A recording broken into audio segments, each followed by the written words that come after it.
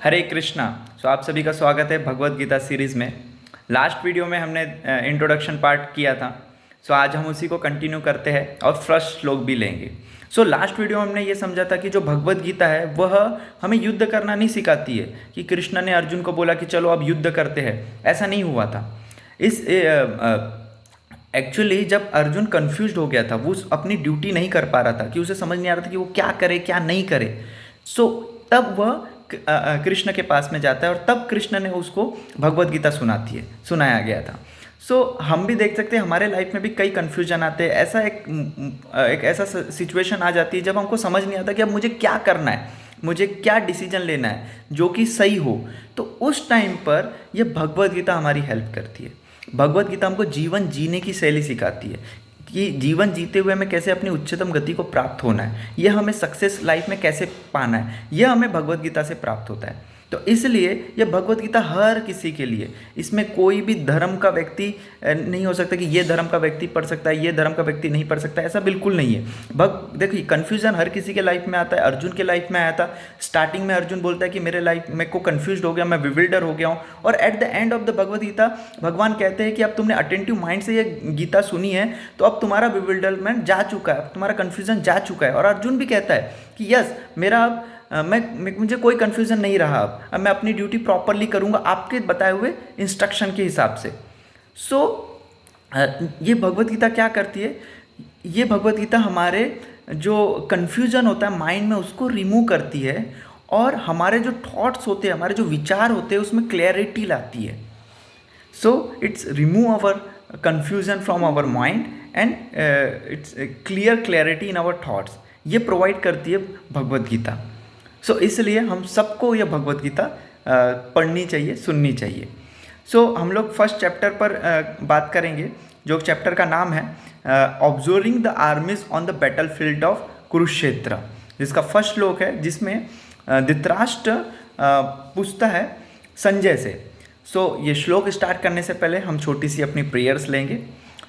ओम अज्ञानतिमिरन्धस्य ज्ञानाञ्जनशलाकया चक्षुरुन्मीलितं येन तस्मै श्रीगुरुवे नमः। नमो विष्णुपादाय कृष्णपृष्ठाय भूतले श्रीमते भक्तिवेदांत स्वामिनिति नामिने। नमस्ते सरस्वतीदेवे गौरवाणी प्रचारिणे निर्विशेष शून्यवादी पाश्चात्य। जय श्री कृष्ण चैतन्य प्रभु नित्यानंद श्री अद्वैत गदाधर शिवासदि गौर भक्तवृंद। हरे कृष्ण कृष्ण कृष्ण हरे हरे, हरे राम राम राम हरे हरे। फर्स्ट श्लोक में धृतराष्ट्र पूछता है संजय से। धृतराष्ट्र क्यों संजय से पूछता है? क्योंकि धृतराष्ट्र पहले से अंधा था, वो देख नहीं पाता था। और संजय उनके गुरुदेव व्यासदेव जी द्वारा उनको एक स्पेशल दृष्टि मिली थी कि वो हस्तिनापुर में बैठ के कुरुक्षेत्र का युद्ध देख सके। इसलिए धृतराष्ट्र संजय से पूछता है। क्या पूछता है? पहला श्लोक, धृतराष्ट्र वाचा धर्म क्षेत्रे कुरुक्षेत्रे समवेता युयुत्सवा मामका पांडवा चैव किम कुर्वत संजया। धृतराष्ट्र वाचा मतलब धृतराष्ट्र ने बोला। क्या बोला? धर्म क्षेत्रे कुरुक्षेत्रे। धर्म क्षेत्र मतलब धर्म का स्थल, मतलब तीर्थ स्थल या धार्मिक स्थल। कौन सा? कुरुक्षेत्र। जो कि कुरुक्षेत्र है वो धार्मिक स्थल है। यह धृतराष्ट्र बोल रहा है। जो धर्म क्षेत्र कुरुक्षेत्र है, कुरुक्षेत्र जो है धर्म का स्थल है, धार्मिक स्थल है, होली प्लेसेस है, होली प्लेस में से एक है। उसमें क्या पूछ रहा है? समवेता युयुत्सवा। समवेता युयुत्सवा मतलब असेंबल हुए हैं। कौन असेंबल हुए? असेंबल हुए हैं क्या, किस लिए? युयुत्सवा, बहुत एक्साइटेड है, युद्ध करने की अभिलाषा लेके ये लोग असेंबल हुए। कौन? मामेक्व, मेरे पुत्र और पांडव के पुत्र। मेरे पुत्र और पांडु के पुत्र यहाँ पर एकत्रित हुए बहुत एक्साइटेड रूप से युद्ध करने के लिए। और फिर लास्ट में पूछ रहा है कि किम कुर्वत संजया, तो वो क्या कर रहे हैं संजय?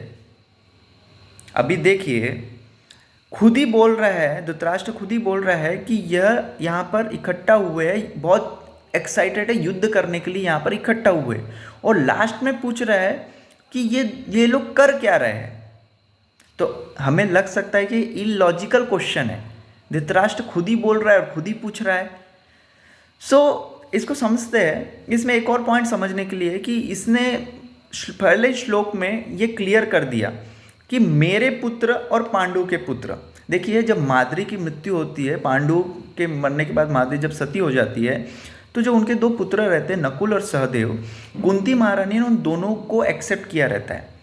और हमेशा हम देखते हैं कि कुंती के 5 पुत्र, कभी ऐसा नहीं बोल सकते कुंती के 3 पुत्र और 2 पुत्र माद्री के, ऐसा नहीं बोला जाता, हमेशा कुंती के 5 पुत्र बोला जाता है। सो नकुल और सहदेव को कुंती महारानी ने एक्सेप्ट किया था। लेकिन पांडु के मरने के बाद में धृतराष्ट्र ने 5 पांडु को अलग कर दिया और 100 अपने पुत्र को अलग कर दिया। उसने कभी ये नहीं बोला कि मेरे 105 पुत्र है, उसने हमेशा बोला मेरे 100 पुत्र है। और इस श्लोक में भी ये इंडिकेट कर दिया, उसने बता दिया कि मेरे सिर्फ 100 पुत्र है और 5 पुत्र पांडु के हैं। इस प्रकार की अभिलाषा लेते हुए ये इलॉजिकल क्वेश्चन करता है धृतराष्ट्र। अभी ऐसा नहीं है कि धृतराष्ट्र को कंडीशन पता नहीं है कि वो नया नया यहाँ पर आया हुआ है और देख रहा है कि अरे ये युद्ध हो रहा है तो यहाँ पर क्या हो रहा है, ऐसा नहीं है। धृतराष्ट्र जो है वो स्टार्टिंग से ही हस्तिनापुर में है, जन्म से ही वही है, उसने सब कुछ देखा है कि एक्चुअल में क्या घटित हो रहा है। परंतु फिर भी यह प्रश्न पूछता है संजय से, जिसे स्पेशल दृष्टि मिली हुई है व्यासदेव जी द्वारा। एक्चुअली जो धृतराष्ट्र होता है, धृतराष्ट्र की पहले से डिज़ायर होती है कि जो किंगडम है, जो हस्तिनापुर का राज्य है, वो दुर्योधन और उसकी पार्टी को मिले, मतलब दुर्योधन उसके कौरव को, उसके 100 पुत्रों को मिले, पहले से उसकी डिज़ायर होती है। लेकिन वो ये भी जानता था कि जो दुर्योधन है वो अधर्मी है, उसने कोई भी पायस एक्टिविटी नहीं किया होता है, वो पूरा खराब एक्टिविटी किया हुआ रहता है, वो अधर्म के पथ पर चल रहा है, उसे ये पता रहता है। धृतराष्ट्र के पास में इतना इंटेलिजेंस होता है कि वो धर्म और अधर्म दोनों को जज कर सके। तो वह इसी डर से पूछता है, क्योंकि जो अर्जुन है उसे पता है, जो अर्जुन और पूरी टीम जो पांडव है वो धार्मिक है, तो वो ये डर से पूछता है संजय से कि ये जो धर्म क्षेत्र है, कि ये धर्म क्षेत्र, डर की भावना से पूछता है कि धर्म क्षेत्र में मेरे पुत्र कहीं धर्म के इन्फ्लुएंस में आके, मतलब देखो उसने जब दुर्योधन ने डिसीजन लिया था कि मैं कोई भी राज्य नहीं दूंगा, वो हस्तिनापुर में लिया था, और अभी वो धर्म क्षेत्र पर है, तो कहीं धर्म क्षेत्र के इन्फ्लुएंस में आके वो ये ना बोल दे कि चलो ठीक है मैं तुमको तुम्हारा राज्य वापस कर देता हूँ। तो ये उसे डर था। और उसे एक और भी डर था, डर इन सेंस उसको एक पॉजिटिव फीलिंग भी थी कि जो पांडु है वो लोग तो पूरे वो धार्मिक है, और धर्म क्षेत्र में आने के बाद में कहीं वो कॉम्प्रोमाइज़ ना कर ले कि ठीक है तुम ले जाओ राज्य ले लो दुर्योधन, मुझे नहीं चाहिए। तो वो उसके अंदर एक क्यूरियोसिटी थी कि कहीं धर्म क्षेत्र में आने के बाद कोई कुछ हो तो नहीं रहा, वो लोग युद्ध रोक तो नहीं रहे। उसे एक डर था कि देखो अधर्मी है तो हो सकता है कि अर्जुन और टीम जो है वो बोल दे कि ठीक है चलो लेके चले जाओ यार, कॉम्प्रोमाइज़ कर लो। और उसे एक था कि तो ये अच्छी बात थी उसके लिए, क्योंकि पहले उसका लड़का अधर्मी है तो बिना युद्ध करे उसको राज्य मिल जाएगा। और उसे डर ये था कि कहीं दुर्योधन धार्मिक प्लेस में आके दान ना कर दे, चलो ठीक है युद्ध नहीं करेंगे चले जाए, तो इसलिए उसने ये प्रश्न पूछा था। तो अब आपको लगा होगा कि इलॉजिकल क्वेश्चन नहीं है। इसलिए श्रील प्रभुपाद परपट में लिखते हैं कि जो ये भगवत गीता है अर्जुन ने डायरेक्ट कृष्ण से सुनी थी जब उसे कन्फ्यूज्ड हुआ था। तो हमें कन्फ्यूजन होगा तो डायरेक्ट कृष्ण तो नहीं आएंगे, तो लेकिन हमें कृष्ण द्वारा भेजे गए दूतों के अंडर रहते हुए, ऑथराइज पर्सन के अंडर रहते हुए हमें यह भगवत गीता सुननी चाहिए, समझनी चाहिए, तभी जाके हम लोग एक्चुअल में भगवत गीता को समझ सकते हैं।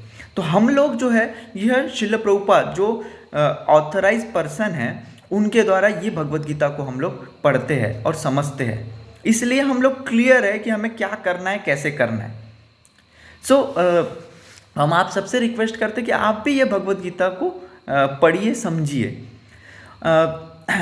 इस परपट में श्रील प्रभुपाद आगे और एक चीज़ बहुत इंपॉर्टेंट पॉइंट बताते हैं कि जो दुर्योधन रहता, जो धृतराष्ट्र रहता है, वह एक इच्छा लेके आता है कि उसकी एक डिज़ायर रहती है, उसने उस डिज़ायर को पूरी करने के लिए प्रॉपर एक प्लान बनाया रहता है कि मेरे पुत्रों को राज्य मिलना चाहिए। ये उसका डिज़ायर था, ये उसका प्लान था, ये उसकी बहुत तीव्र इच्छा थी कि दुर्योधन को पूरा राज्य मिलना चाहिए।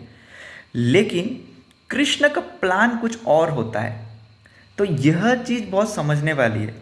मैन प्रपोजेस, गॉड डिस्पोजेस, कि हम तो कई प्लान करते हैं, हम हंड्रेड्स ऑफ प्लान करते हैं कि मैं ऐसा करूँगा तो ऐसा हो जाएगा, ऐसा करूँगा वैसा हो जाएगा, मुझे ये मिलना चाहिए, वो मिलना चाहिए, ऐसे कई प्लान बनाते हैं। लेकिन कृष्ण का प्लान कुछ और ही होता है। तो हमको कृष्ण का प्लान समझना अति आवश्यक है। तो क्या कृष्ण का प्लान होता क्या है?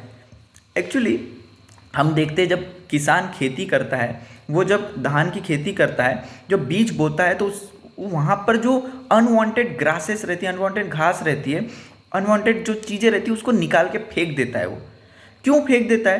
क्योंकि जो वो बीज बोया है और जो बीज को पानी डालेगा, तो उस बीज को ग्रो होने के लिए जितनी आवश्यकता है पानी की, वो उतने बीज लेंगे। लेकिन दूसरे अनवांटेड चीज़ होने के कारण वह उसका पानी छीन ना ले। तो ग्रोइंग में जो धान की ग्रोइंग में अगर कोई अनवांटेड चीज़ आ रही है तो उनको निकाल के फेंक दिया जाता है।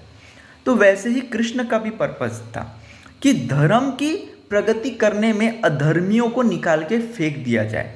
अधर्मियों को निकाल के फेंकने के लिए भगवान चाहते थे कि यह युद्ध हो, और यह युद्ध में अधर्मियों का विनाश होना निश्चित था, क्योंकि ये कृष्ण का प्लान था। कृष्ण चाहते थे धर्म की प्रगति होना है तो अधर्मियों का नाश होना अति आवश्यक है। इस आज के जो हमारा वीडियो था, इसका यही मोरल है कि हम हमारा प्लान तो कई बनाते हैं, लेकिन कृष्ण का प्लान कुछ और ही रहता है। इसलिए हमें कृष्ण के प्लान के हिसाब से या कृष्ण के द्वारा दिए गए इंस्ट्रक्शन के हिसाब से अगर हम चलेंगे तो हम जरूर सक्सेस प्राप्त करेंगे।